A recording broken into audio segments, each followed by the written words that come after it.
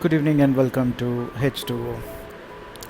Today we are going to discuss about the lost continent and how the Sangam literature is connected to this lost continent. Many of you will be knowing about the Sangam literature, but still I just want to give you a brief introduction about what Sangam literature is all about.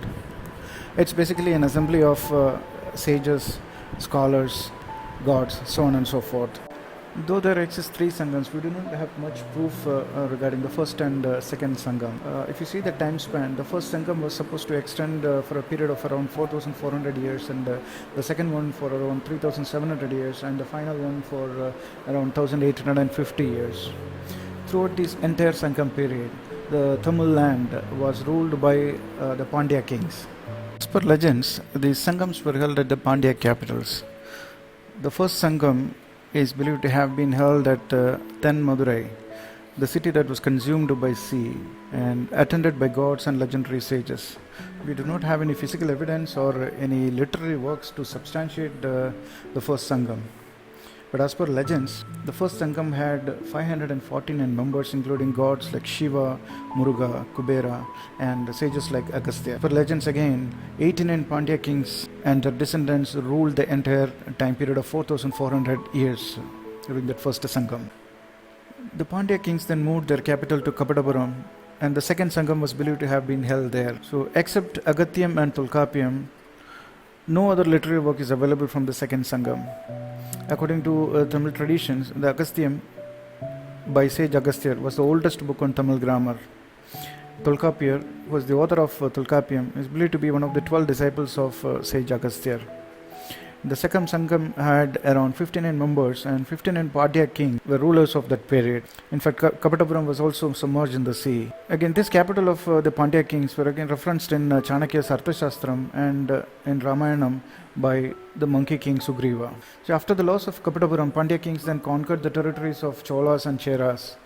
The third Sangam was held at the present city of Madurai, the capital of Pandya kings. It was said that it had 49 members, and 49 Pandya kings ruled that period, starting from Mudathirumaran, who came from Kapadapuram to present Madurai. This is the period of history of Tamil Nadu, Kerala, parts of Andhra Pradesh, Karnataka, and North Sri Lanka, which was connected to the lost continent. It's believed that the first two Sangams were held on this lost continent of Kumari Kandam, which is actually south of the present Kanyakumari. As per the historians and legends, this place is believed to be the cradle of Tamil culture and was consumed by sea in a series of tsunamis and floods. In Silapathikkaram, one of the 5 great Tamil literary epics, it has a reference to this lost land of Pandyas between the rivers Pahuruli to the north and the mountainous banks of Kumari to the south. It was also mentioned that the present day Kanyakumari, the lost land which is south of the present day Kanyakumari, which stretches 700 kavadams from the Pahuruli river to the Kumari river. In fact, the lost land was divided into 49 smaller territories. It was also said that these lands, together with the mountains, forests, and habitations starting from Kumari Kollam, were consumed by the sea. Interestingly, if you see, 2 of these territories were part of the lost land: the Kanyakumari in present-day Tamil Nadu and Kollam in Kerala. Considering this, the commentary by the legends and credence to the statements and references in Tamil epics, the first Sangam should have happened around 8000 to 9000 BC. There are verified references to this lost land, its mountains, rivers, etc. in ancient Chinese chronicles and in Greek explorer Megasthenes' work on India named Indica. As far as the measuring unit is concerned, we really don't know what a kavadam is. But from the maps that I have shown here, we could get a rough idea that the total distance from the Kumari river to the Pahuruli river would be around 600 kilometers. And the entire landmass from the main land of India to this Oli Nadu would have been around 2,500 kilometers. The submerged Madurai could be somewhere near the present Maldives capital Mali. As per ancient voice, after analyzing the bathymetry and the topography map of Indian Ocean at a sea level of around 130 meters below the current levels, around 19,500 BC, the Kumari Kandam or the lost cities of Pandya kings are shown we can clearly see Madurai, the Kumari river, the Pahuruli river. By 16,000 BC, the sea level rose around 10 meters. And as per the geologist, it's a region with serious seismic activity.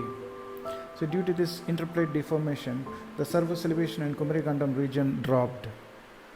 And due to this combined effect of this sea level rise and the surface elevation fall, this Kumari Kandam started submerging. By 9600 BCE, again the sea level would have risen by another 50 meters, and the southern part of Kumari Kandam and Tenmadurai would have been submerged in the sea. And by 5500 BCE, except for a few islands and mountains near Kanyakumari, including the Mainaga referenced in Ramayana, the entire Kumari Kandam was submerged in the sea, and the sea level had risen another 50 meters. So during that period, the mainland and Sri Lanka were connected by a land bridge 20 kilometers wide and 100 kilometers in length. When Lord Rama reached the southern tip of the mainland from Ayodhya, it was around 5077 BCE, the sea had already taken the land bridge. So we know that Lord Rama was born in the year 5114 BCE.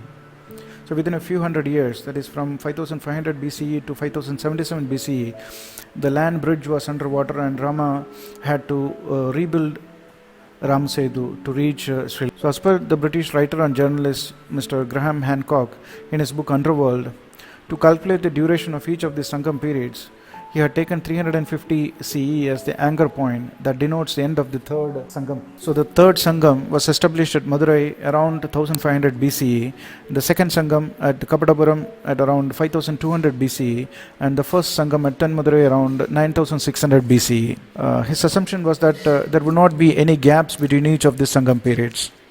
As per the latest study published in the British journal Nature Communications, geologists and researchers have actually found evidence of the lost continent in the Indian Ocean east of Madagascar.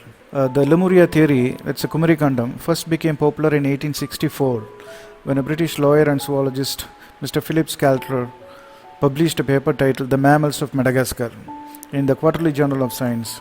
He observed that Madagascar has got many more species of lemur monkeys compared to Africa and India, and claimed that Madagascar was the homeland of the lemurs. He also proposed that the migration to Africa and India long ago would have happened only via landmass spanning the southern Indian Ocean, touching the southern tip of Indian mainland, southern Africa and Western Australia, and eventually submerged in the ocean. Until recently, the modern researchers and geologists didn't buy these theories. Researchers now have found sand grains on Mauritius that contain fragments of the mineral zircon that are far older than the island, between 660 million and about 2 billion years old. In a study in the journal Nature Geoscience, scientists now concluded that the older minerals once belonged to a now vanished landmass, tiny bits of which were dragged up to the surface during the formation of Mauritius. Based on the new findings, geologists and others think other vanished microcontinents could be lurking beneath the Indian Ocean. So how do you comprehend the details mentioned above on the lost continent